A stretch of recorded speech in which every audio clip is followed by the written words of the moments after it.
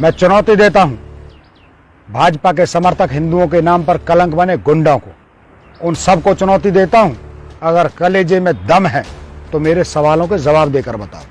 आज एक एक करके तुम्हारी आंखों का सारा कोहरा उतारता हूं। श्री राम के नाम पर मारकाट की राजनीति का कोहरा, हिंदू के नाम पर देश के भीतर देश के नागरिकों के दो टुकड़े करने का। गुजरात मॉडल को दुनिया भर ने 2 दिन पहले ही देखा। लगातार 22 परीक्षाओं के पेपर लीक होने पर भी एक जांच नहीं होती। अरबों रुपए की ड्रग्स पकड़ी गई, कोई जांच नहीं। एक आदिवासी महिला ने गुजरात सरकार के मंत्री पर बलात्कार के आरोप लगाए, कोई जांच नहीं होती। और 2500 किलोमीटर दौड़ते भागते असम पुलिस उस विधायक को गिरफ्तार कर लेती है, वो भी बिना FIR दिखाए, बिना जुर्म बताए। लेकिन जैसे ही मोदी जी के सम्मान पर एक ट्वीट हुआ, सारी सरकार पागल हो गई। मुख्यमंत्रियों को कठपुतलियों की तरह नचा डाला, पुलिस को नौकरों की तरह दौड़ा दिया और एक ट्वीट का बदला लेने के लिए लाखों रुपए मोदी जी ने खर्च कर दिए। 135 करोड़ लोगों का मुखिया इतना डरपोक निकला, 2 लाइन के ट्वीट से घबरा गया। लेकिन कुलदीप सेंगर पर सालों तक कोई कार्रवाई नहीं हुई। आज कुलदीप सेंगर कहां है किसी को पता नहीं है। चिन्मयानंद पर कोई कार्रवाई नहीं हुई, चिन्मयानंद कहां है किसी को पता नहीं है। मैं चुनौती देता हूं भाजपा के समर्थक हिंदुओं के नाम पर कलंक बने गुंडों को। मैं चुनौती देता हूं मोदी के अंधभक्तों को, जो खुद को भाजपाई हिंदू कहते हैं। उन सबको चुनौती देता हूं, अगर कलेजे में दम है तो मेरे सवालों के जवाब देकर बताओ। आज शायद तुम मर चुके लोगों की आंखों के सामने का कोहरा कुछ कम हुआ होगा। कोहरा श्री राम के नाम पर मारकाट की राजनीति का कोहरा, हिंदू के नाम पर देश के भीतर देश के नागरिकों के 2 टुकड़े करने का कोहरा, सिर्फ एक धर्म के लोगों को गलत और बुरा बनाने का कोहरा, महंगाई, अंधा निजीकरण और बेरोजगारी से ध्यान भटकाने का। आज एक एक करके तुम्हारी आंखों का सारा कोहरा उतारता हूं। उठाओ अपने हिंदुत्ववादी सबसे बड़े प्रदेशों का रिकॉर्ड। राम राज्य लाने के झूठ पर रावण राज चलाने के 2 उदाहरण, एक उत्तर प्रदेश मॉडल और दूसरा गुजरात मॉडल। गुजरात मॉडल को दुनिया भर ने 2 दिन पहले ही देखा। लगातार 22 परीक्षाओं के पेपर लीक होने पर भी एक जांच नहीं होती। अरबों रुपए की ड्रग्स पकड़ी गई, कोई जांच नहीं।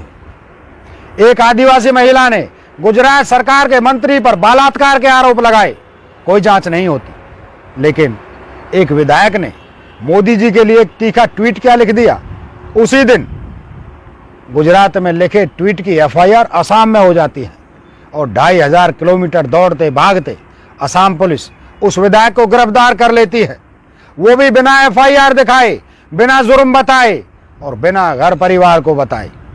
और तो और विधायक को गिरफ्तार करने की खबर विधानसभा अध्यक्ष को भी नहीं दी जाती, जो सबसे पहले सबसे जरूरी थी।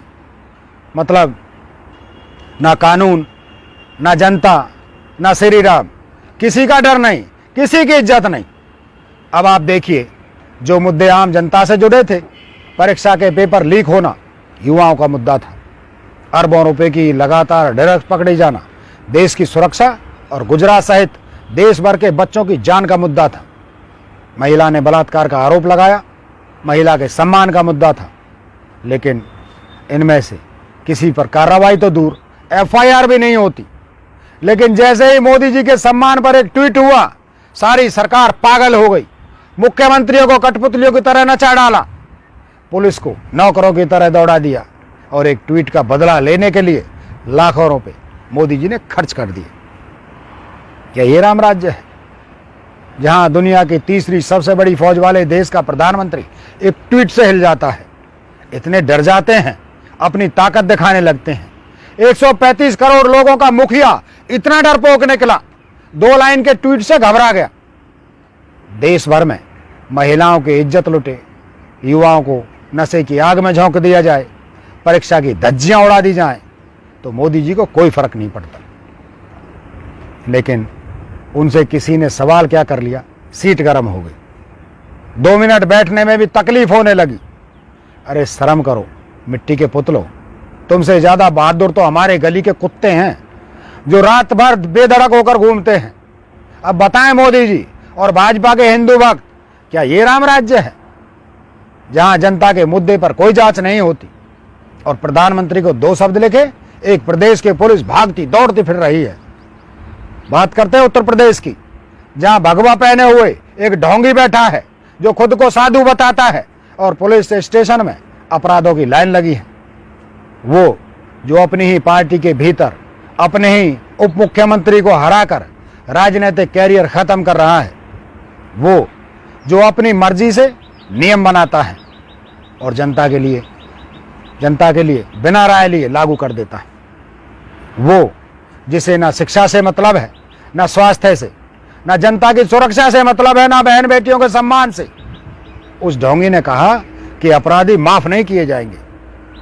उत्तर प्रदेश की जनता समझ रही है कि अपराधी के लिए बोला होगा, लेकिन आज सामने आया कि केवल गैर हिंदू अपराधियों को सजा दी जाएगी। गैर हिंदू कौन? गैर हिंदुओं में मुस्लिम और दलित भी गिने जाते हैं। इसलिए अगर कोई हिंदू ही किसी हिंदू पर अपराध करे तो कोई सजा नहीं दी जाएगी, क्योंकि पिछले रिकॉर्ड देखें तो अगर कोई मुस्लिम या दलित ने अपराध किया है तो उस पर तुरंत कार्रवाई हुई है, लेकिन कुलदीप सेंगर पर सालों तक कोई कार्रवाई नहीं हुई। आज कुलदीप सेंगर कहाँ है किसी को पता नहीं है। चिन्मयानंद पर कोई कार्रवाई नहीं हुई, चिन्मयानंद कहाँ है किसी को पता नहीं है। उन्नाव में जिंदा जलाई गई बेटी के अपराधी कहाँ हैं किसी को पता नहीं। हाथरस में जिस बेटी की रीढ़ की हड्डी तोड़कर बलात्कार किया गया और फिर आधी रात को कचरे के ढेर में जलाया गया, उसके अपराधी कहाँ हैं किसी को नहीं पता। मैं पूछता हूं, राम के नाम पर आतंक फैलाने वाले मूर्खों से बताओ, क्या ये राम राज्य है? कल की ताजा घटना है, एक हिंदुत्ववादी सरकार के राज्य में एक हिंदू की 13 साल की बेटी पर पहले 4 हिंदुओं के लड़कों द्वारा गैंग रेप होता है। फिर वह मासूम बेटी जब पुलिस में रिपोर्ट करती है तो फिर एक पुलिस वाला पुलिस स्टेशन में ही उस 13 साल की मासूम बेटी का दोबारा बलात्कार करता है। और इन सब पर अभी तक कोई कार्रवाई नहीं हुई, ना किसी को गिरफ्तार किया गया, ना किसी के घर पर बुलडोजर चलाया गया। बूढ़े माँ बाप को, बहन बेटी को लात घूसों से पीटा गया। क्या सिर्फ मुस्लिम या दलित अपराधी पर ही कार्रवाई होगी, उसे ही सजा मिलेगी? क्या ये राम राज्य है? नहीं दोस्तों, जहां अन्याय हो वहां राम नहीं हो सकते, जहां अपराध हो वहां राम नहीं हो सकते, जहां नारी की असमत लूटी जाए वहां राम नहीं हो सकते, जहां झूठ और अहंकार हो वहां राम नहीं हो सकते। इसलिए दुनिया भर के सामने बोलता हूं, हिंदुत्ववादियों के साथ राम कभी नहीं हो सकते। राम तो केवल परित करने वालों के साथ होंगे, अभय देने और मित्रता निभाने वालों के साथ राम होते हैं, प्रेम और भाईचारा निभाने वालों के साथ राम होंगे। भाजपा और संघ की जहरीली सत्ता के पहले जो देश था उसमें राम थे। आज देश में कहीं भी राम नहीं है, क्योंकि आज राम के नाम पर सिर्फ जहर फैलाया जा रहा है। देश की जनता से हाथ जोड़कर विनती कर रहा हूं, जो अनाज बांटने का दावा मोदी जी कर रहे हैं वो अनाज नहीं है, बल्कि नफरत का जहर है, जिसे खाकर हमारे बच्चे अपराधी बन रहे हैं। इनके जहर से अपने बच्चों को बचाइए, क्योंकि तमिलनाडु में 90% हिंदू हैं, लेकिन वहां भाजपा की एक भी सीट नहीं है, क्योंकि वहां के लोग अपने बच्चों को आरएसएस की शाखा में नहीं भेजते। इसलिए उनके बच्चे नासा में, गूगल में, माइक्रोसॉफ्ट कंपनी में जाते हैं। अब फैसला आपके हाथ है। जय हिंद।